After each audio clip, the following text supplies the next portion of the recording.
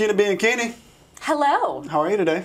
I am fantastic. Very good. I'm so excited that we get to do a MIPtalk together. I know. So we had the chance of meeting through mutual friends, Soleil Moon Fry and Jason Goldberg, and I guess I'll just jump right into it. We started talking, and I found you to be a very interesting and intriguing person, and a lot of it has to do with the fact that you're the age you are, and you've had a chance to do so many things that a lot of people wouldn't have a chance to do in a lifetime. And here you are, you're in the midst of creating a new company and a new philosophy for social networking. Can you, well, let's just start with right now. What are you up to these days? What are you interested in, and what's happening? And where are we? What's happening with you right now? Yeah, so I'm starting up something new. I left Ning in March of last year, and I really embarked on something that is relevant to MIPtalk, which is I wanted to go out and just meet the most interesting people I knew and spend time with them. And one of the things that was really great insofar as having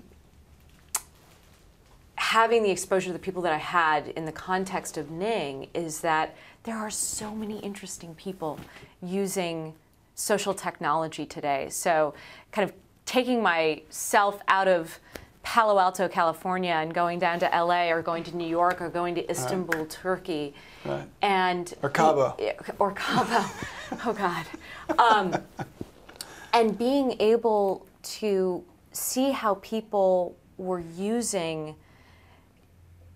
social media and social technology in a way that, when you're in the hustle and bustle of your daily life, it's really hard to actually take yourself out and look how people are using the things that you spend so much time building. And I believe very strongly that the people that really know where the future of social technologies are going to go are not the people who know how they work behind the scenes and how to actually, build the software, but by talking to people in terms of how they are taking the things that they are using and imagining what more they want. And so where I would say I'm the most interested right now is if you look at the first wave of social technologies, which I define as technologies that enable people to connect with each other in new and interesting ways. So you're talking like the initial MySpace, Facebook, Twitter, Ning, YouTube, I think it absolutely needs to be considered a very powerful social technology. LinkedIn is another great example. On the professional side, absolutely, yeah, of course. Absolutely. And if I look at what the first generation, and I feel very fortunate to have been included in this first generation of building social platforms to scale, it was really about the conversation. Yeah. It's really about whether it's people you already know or people that, I sort of think about Twitter as the friends you wish you had. Right. and in real time. In real time, yeah. Exactly. And if you look at what it's been about, though, it's been technology that enables and facilitates a conversation. Well, what I like that you did with Ning was, there's the Facebook of it all, there's the Twitter of it all, but you enabled people with similar interests to come together and realize that, and to your point, sort of reaching from the online world to the offline world. Maybe I'm interested in basket weaving in Burlington, Vermont, or maybe I'm the expert on bell peppers in New Mexico, and maybe there's some people around me who might be like that. And to me, that gives me hope. Yeah. For social media, it's like, wow, you can sort of translate that into real world experiences and make people not feel so alone in a real way. Like, oh, there are other people around me who are doing the same thing. So. Yeah, absolutely. And it's we saw people at Ning using our platform for creating unique social networks and really pushing it as far as it could possibly go. Like what? What were some of your favorites? Oh my gosh. One of the ones that I just saw recently that I've been really excited about is watching, for example, how Tom's Shoes is taking their social media presence and translating it into a social network for their ambassadors, and specifically their college ambassadors, and how to sort of connect those sets of people who are really passionate about Tom's Shoes and its mission. It's a very specific subset of people who are like boots on the ground doing something about the Tom's mission. Oh, and you know, there's an equivalent of a street team for a band like Linkin Park. And you know, I really sort of look at the power of Ning is really in how do you find people who share the same interests that you do. And yet I really believe that it's all still at the beginning. Yeah. And what's so exciting is that people in all of their fabric of being just passionate, interesting, unique, special, and just sometimes plain weird. Yeah. That there are tremendous opportunities from here for us as, you know, social product designers to find and facilitate new ways of bringing online the things that people do in the offline world already, but to do it at just massive scale. And so kind of coming back to again, this idea of a conversation, so much of what social technologies today have been are conversations and facilitating conversations with, you know, people you already know, or you know, my family members. One of my aunts loves to IM me on Facebook at about 8 a.m. in the morning, and I'm like all excited to like get ready for the day, and it's like I just get this pop-up little message from my aunt in Illinois, and she's wonderful, and we have a great conversation, and I'm reminded that I belong. I'm meeting that need I have as a person, that I have friends, I have family, and then I go do something else, and then I come back and check it out again. But it's still a conversation. The features that social technologies have, they are about facilitating conversation today. And I think that when you look at where we're at and how now that people have that level of connection and they know that they can have a conversation about things that, you know, weren't safe to necessarily have a conversation about, and live in a world that is so highly connected. And certainly what has happened in the Middle East is a great example of this. I think what happens every single day in terms of political organizing in the US or education that you see with something like the Khan Academy, which is just amazing in terms of expanding what education actually means when you think about it in an online context and in a social context. I think that the next wave of social technologies is going to be about the power that comes from action, doing things. So it's to that point. I mean, with power comes great responsibility. I mean, you have the power to get millions of young people in Iran and Egypt and in these different places mobilized and sort of flash mobbing or whatever you want to call it. At the end of the day, in a lot of these places, though, this power is coming for people who have never had the ability to organize or to have leaders. So what is the organizing principle around which you bring all these people together who they've never been face to face, they don't know who their leaders are, they know they're against something, there's no real sort of face-to-face organizational structure once you bring all these people together. What are the challenges that social media presents in that realm? Well, I think that there's a few things. So one, the power of the software is distinct from whether it's used for good or evil. And if you build social platforms effectively, and I say this as a product designer, they should be able to be used for good or for evil, because what you're doing is you're essentially modeling the way people interact with each other, and they can be used for good or used for not good. And this is also where I think social technologies are going to get a lot more sophisticated from here in terms of guiding behavior that, you know, there are a lot of universal truths about people. And again, our job is to just model what those are in software so that something that can be effectively driven in one geographic location all of a sudden becomes something that can be used by millions of people in their daily lives, anywhere in the world in an instant. And so I'm not exactly sure, what is going to happen from all of like this newfound connectivity. We are in such early days in all of this. But I do think that the self-organizing potential of people has never been greater. Yeah. And I think that we're going to move away from big monolithic structures of leadership. Absolutely. And that's something we've already seen. Top-down messaging is really being challenged. And I think that the software empowers many, many, many leaders and many, many, many brands of leadership and many ways for people to express themselves and what makes them special and unique and interesting and different. And where it all goes, that's what makes this so much fun. I think the thing I like the most about it is versus passive media, I suppose if you would consider television, that where people can sort of just zone out in front of the boob tube. This is engaging.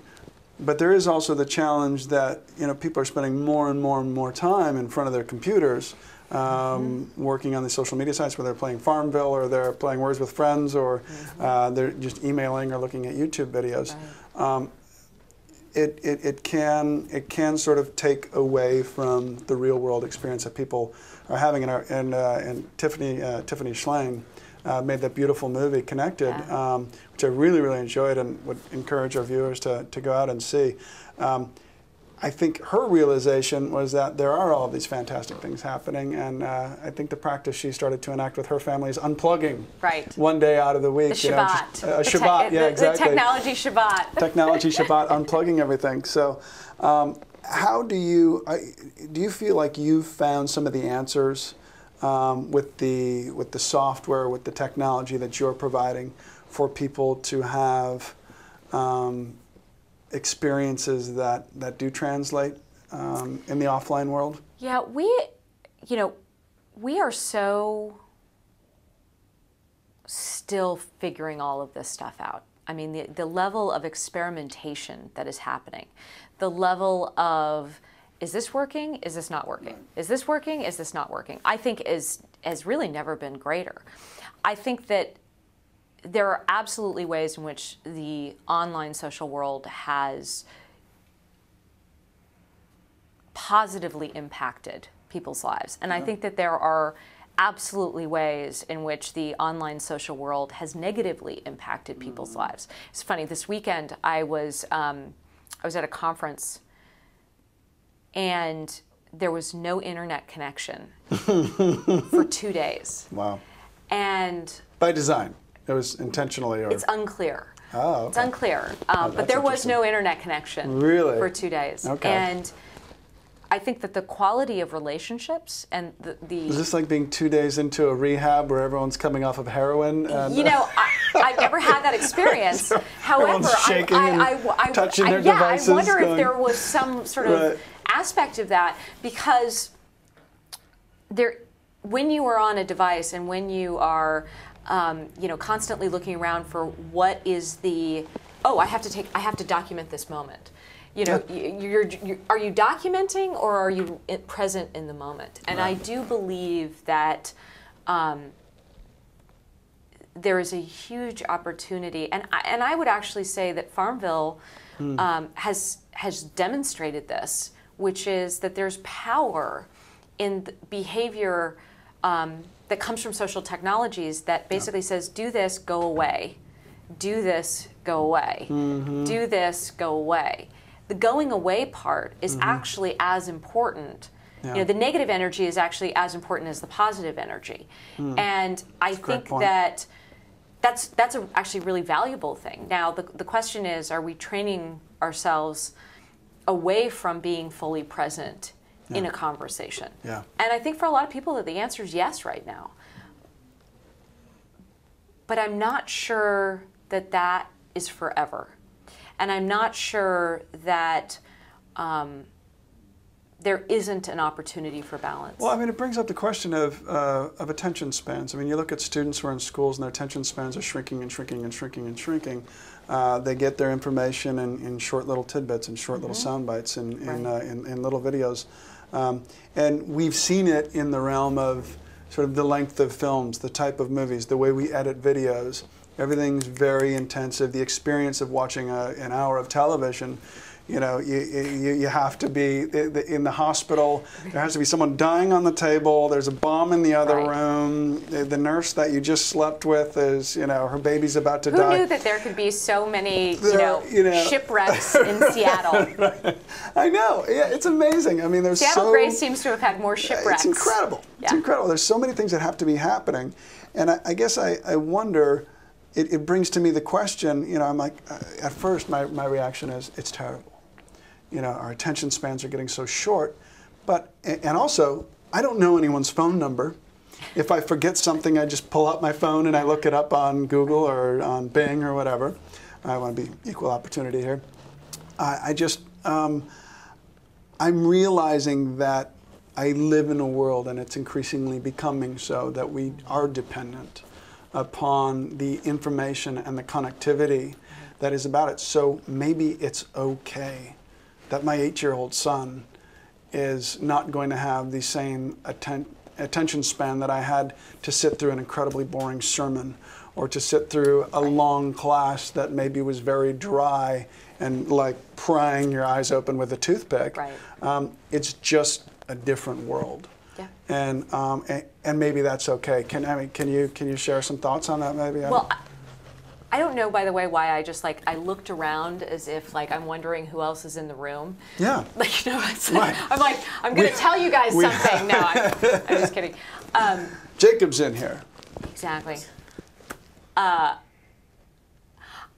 actually think the thing that is most exciting is the fact that if you think about our parents' generation, it was revolutionary to be watching a war happen on TV. Yeah, wow. With Vietnam. Vietnam, those images were very powerful for them.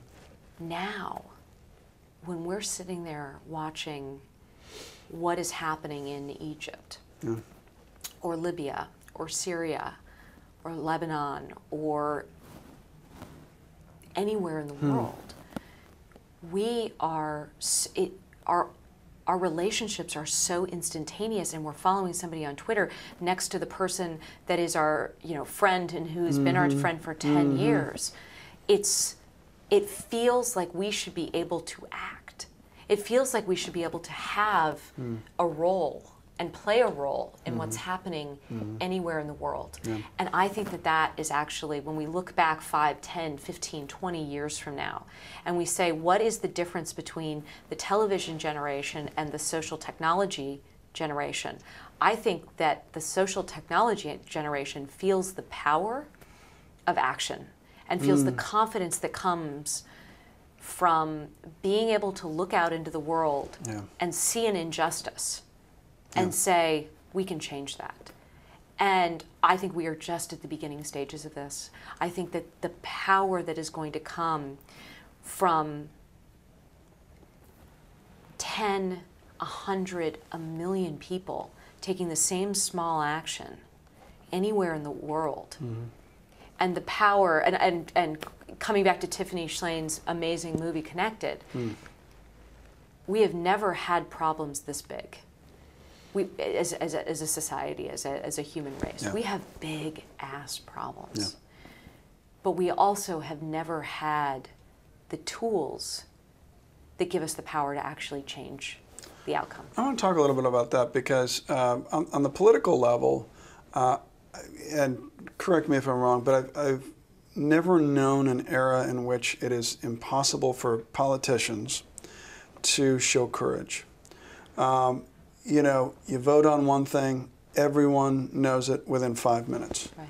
If you voted against Social Security, if you voted for some pork bill for farm subsidies, whatever you've done, everyone knows about it, and they can instantly pull up a video of it. They got a shot of you. They're showing, they're showing this congressman or the senator making their latest gaffe out on the House floor.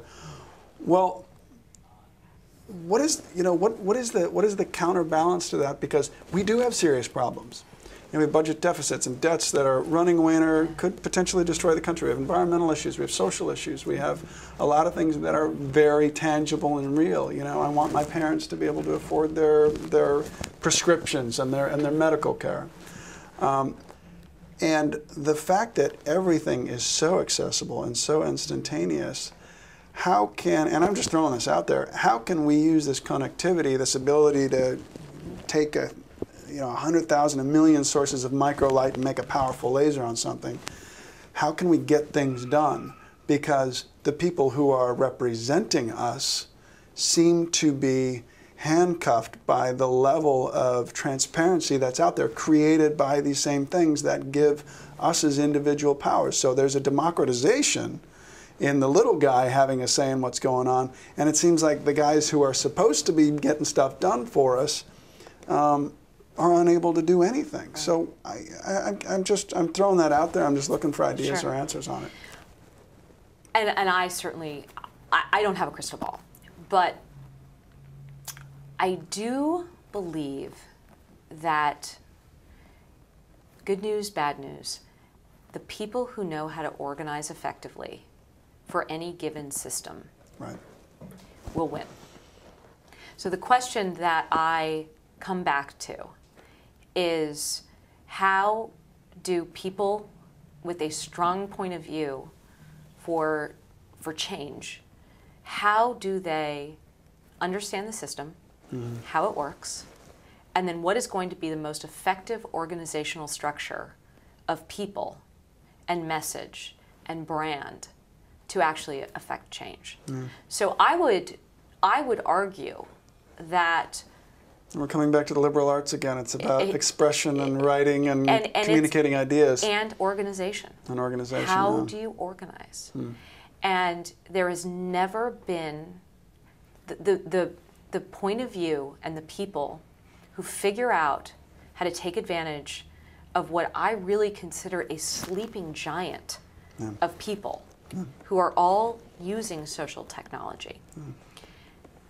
The people who figure out how to organize through social media, through social technology, will have the greatest impact on where we go as a country, where we go as a global society, how we deal with the biggest problems that we have in this world, and also how they change their lives in small ways and change the lives of people anywhere in the world.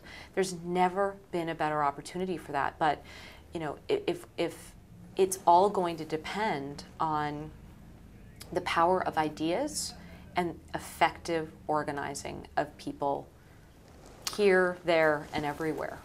I want to step back a little bit. You arrived here at Stanford as an undergrad, and I'm assuming learned a thing or two, and you must have been a very bright student just to get in. And you're talking about these concepts of organization. What took you from being sort of, I would assume, a wide-eyed undergrad through deciding to stay here and dedicate yourself to working on a master's at Stanford, and then eventually becoming a tech analyst for one of the larger, for Goldman Sachs, wasn't it? Okay, right. Can you walk me through a little bit of that sort of developmental incubator stage and how you got to sort of even thinking about these kinds of things? So I grew up in Cupertino, which is about 20 minutes south of where we're sitting right now. And I grew up in Cupertino during the 70s, late 70s and 80s. So I had a first-hand seat watching Apple go from nothing, a garage, to something very powerful, and watched the power of technology and what it could do for people in their lives. My calling wasn't code, though. My calling was not as an engineer. It was actually looking at people and organizing through the lens of history and politics. And so when I showed up at at Stanford as a bright-eyed, idealistic freshman. Yeah, yeah.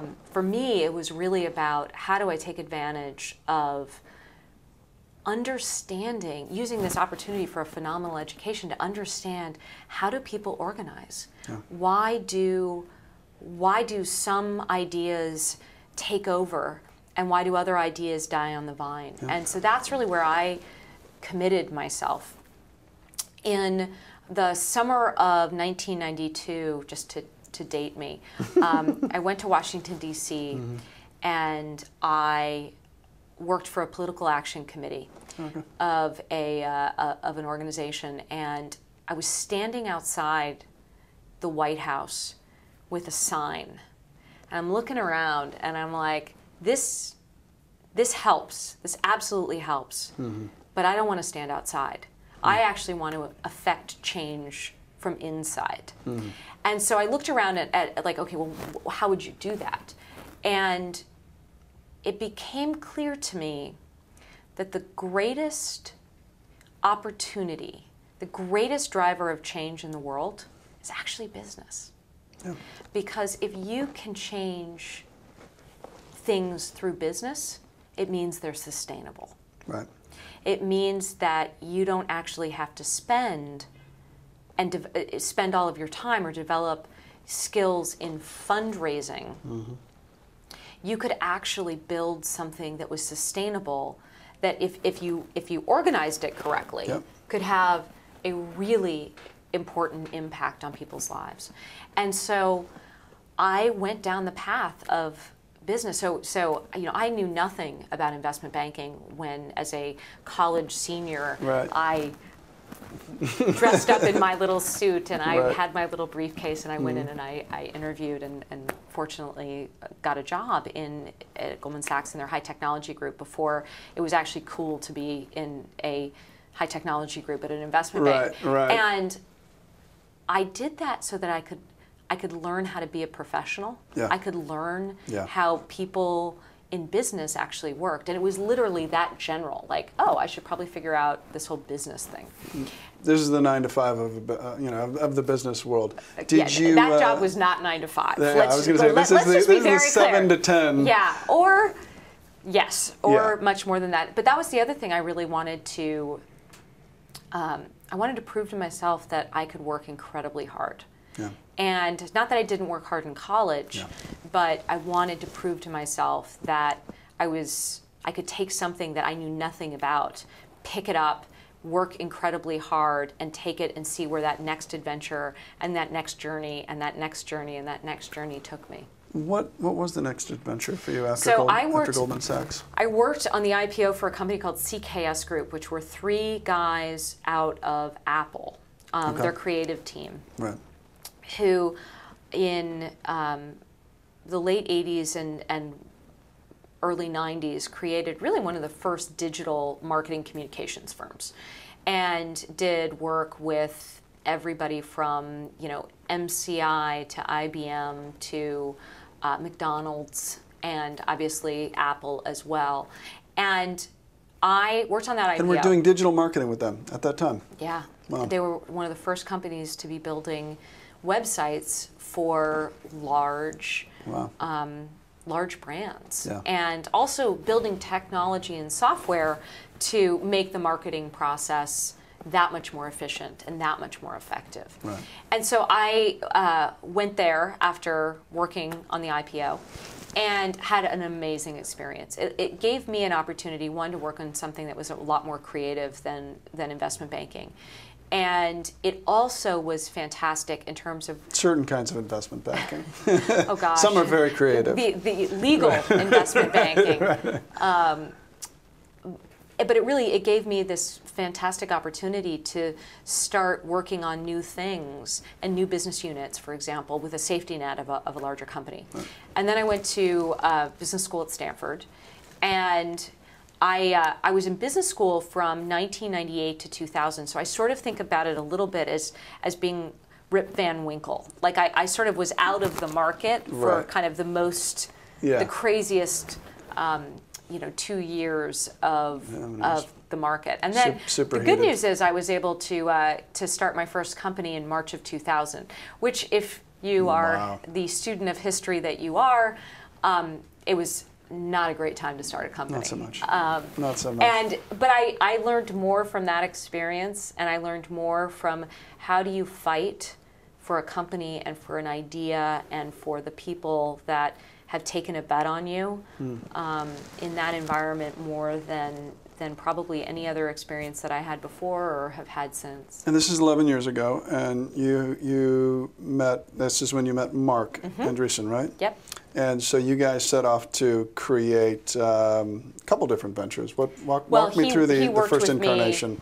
He was an early investor and a board member of the company that I started in March of 2000. I started with that company. The couple co-founders. Okay. And then in 2003, we were seeing just some really interesting stuff around just really early kernels of social technologies and at the time user-generated content. Right.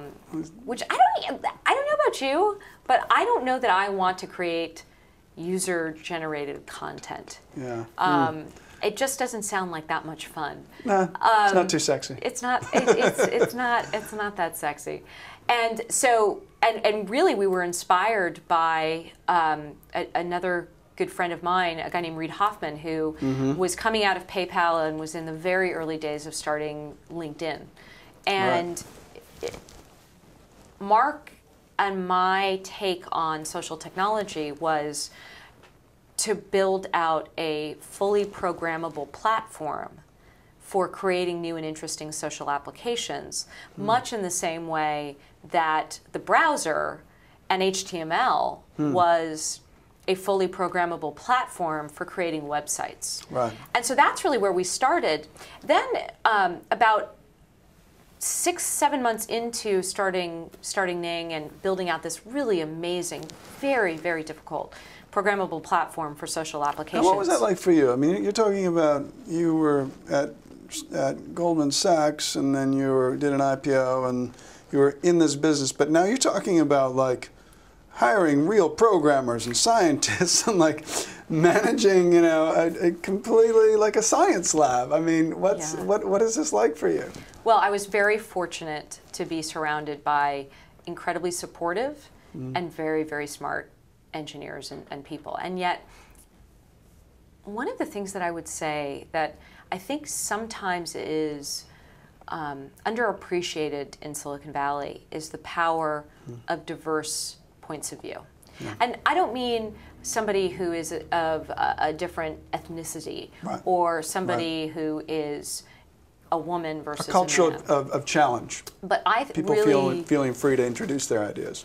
And coming at it from different perspectives. So, one of the first people we hired at Ning is a guy who's the CTO there today, named Diego Duval, who was finishing his PhD at Trinity College in Dublin, who was also from Argentina, and he was coming out here to help create Ning with us. Wow. And it was the combination of pulling people from different points of view. And for me, what was so fun about building out Ning with incredibly smart engineers is I had, again, this sort of first-hand seat to what do engineers, and especially great engineers do? Well, they find different components, open source components, or they'll build something themselves, pull them together, and use code as the string to pull them together. And But at its most basic, it's deconstructing something into its most simple elements and then using this other language that not many of us know. Right. Well, but I was sitting there as somebody who, again, not having code be my calling, but having people and organizational structures be my calling. I'm looking at it and I'm like, hey, wait a second. Like, do you guys think you could build something for people like me who don't know how to code? Can you build something that basically allows someone in a few minutes at the time for free, Sure. to be able to take these different components and pull them together and use that thread that you have of code Yeah.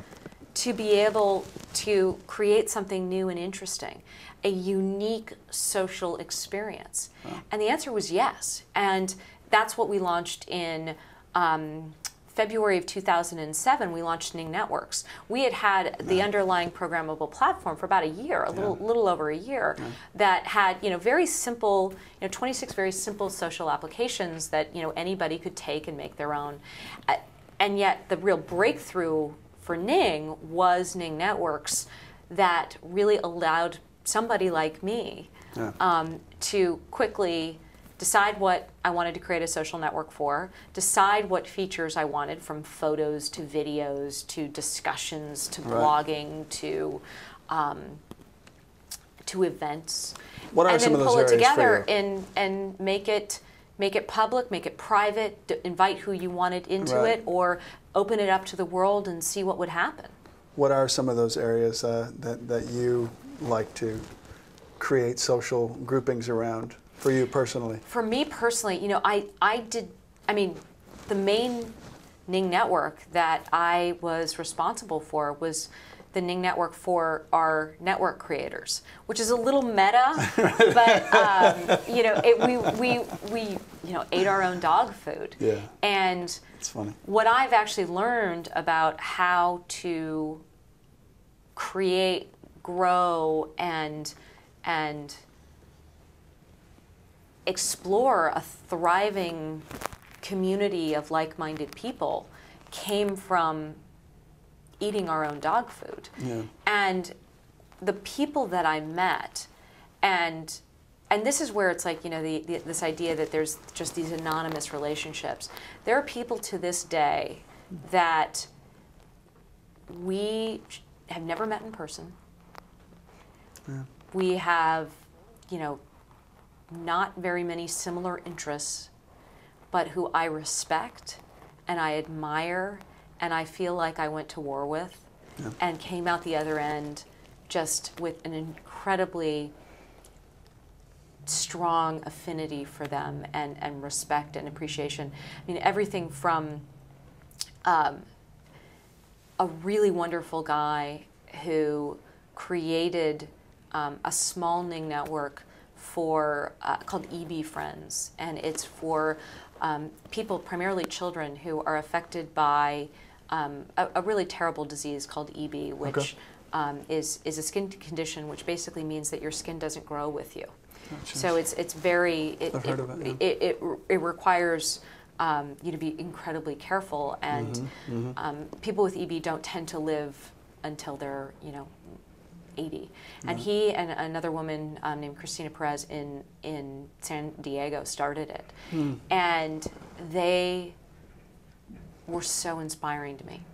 And it's those moments. It's watching something like EB Friends, or being a part of a Ning network for garage punk music, that it makes you realize that people are inherently interesting. Well, I think to your point about these networks, I think the more specific you are, the better. I mean, it's as long, I guess that's the hook, right? That's the hook. It's the thing that whether or not you belong at this spot or you don't. I mean, one of my other favorite Ning networks is the Offbeat Bride Tribe, and you knew that this was a different kind of wedding site when the main image was a woman who had a wedding dress pulled up, and you could see her Doc Martens. And I just had this moment where I was like, that is genius. And so, that's funny. People may assume, and in some cases rightly so, that Palo Alto is not necessarily the most interesting place on the planet to live. But the reason I love it, besides the weather, especially being a Cupertino girl, is the fact that we are enabling the full, rich expression of what makes people unique, what makes them special. And the amount of things that I have been exposed to over the last 7 years of growing up in this world of social technologies has just been life-changing. And the power that I think is possible because of social technologies for people to change themselves and people to change the world around them, it just is never, there is no precedent for it. There is no precedent for it. Well, what a great calling to be involved in. Absolutely. And thanks for sitting down and spending some time and telling us. Thank you guys for coming everything you're in. doing. Yeah, thank you so much.